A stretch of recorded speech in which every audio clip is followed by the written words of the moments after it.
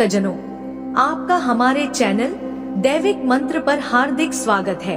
प्यारे भक्तों, क्या आप अपने घर की समस्याओं से परेशान हैं या फिर पैसों की तंगी या कमी से परेशान हैं? पैसा आता तो है पर कब खर्च हो जाता है, कोई अता पता नहीं है।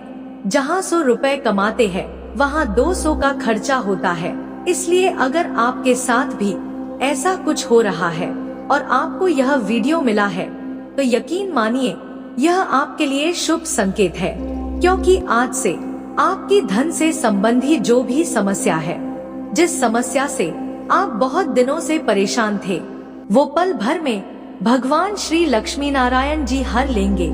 क्योंकि आज हम आपको वही मंत्र बताने जा रहे हैं जिससे बहुत से लोगों ने फायदा उठाया है। भक्तजनों, इस मंत्र के अभाव में बहुत से लोगों के सपने पूरे नहीं हो पाए हैं, लेकिन आज हम आपके सामने चमत्कारों से भरपूर इस दुर्लभ मंत्र का उच्चारण करने वाले हैं, जिसको नियमित 108 बार जाप या श्रवण करके आप बहुत सारा धन लाभ अर्जित करने लगेंगे और जहां भी जाएंगे, जिस भी काम में हाथ डालेंगे, वहीं से ढेर सारा धन लाभ कमाएंगे। परंतु याद रखें, मंत्र श्रवण से पहले भगवान लक्ष्मी नारायण जी ध्यान करके उनसे धन लाभ की कामना अवश्य करें। भक्तजनों, वीडियो पसंद आए तो दिल से एक लाइक और हमारे चैनल दैविक मंत्र को सब्सक्राइब करना बिल्कुल भी ना भूले। साथ ही कमेंट बॉक्स में जय श्री लक्ष्मी नारायण लिखकर अपनी उपस्थिति अवश्य दिखाएं। तो आइए भक्तजनों, मंत्र का जाप शुरू करते हैं। ओम नमो भगवते वासुदेवाय। ओम नमो भगवते वासुदेवाय। ओम नमो भगवते वासुदेवाय। ओम नमो भगवते वासुदेवाय। ओम नमो भगवते वासुदेवाय। ओम नमो भगवते वासुदेवाय। ओम नमो भगवते वासुदेवाय। ओम नमो भगवते वासुदेवाय। ओम नमो भगवते वासुदेवाय। ओम नमो भगवते वासुदेवाय। ओम नमो भगवते वासुदेवाय। ओम नमो भगवते वासुदेवाय। ओम नमो भगवते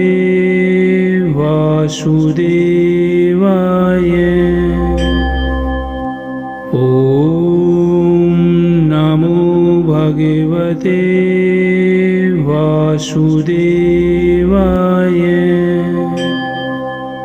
ओम नमो भगवते वासुदेवाय। ओम नमो भगवते वासुदेवाय। ओम नमो भगवते वासुदेवाय।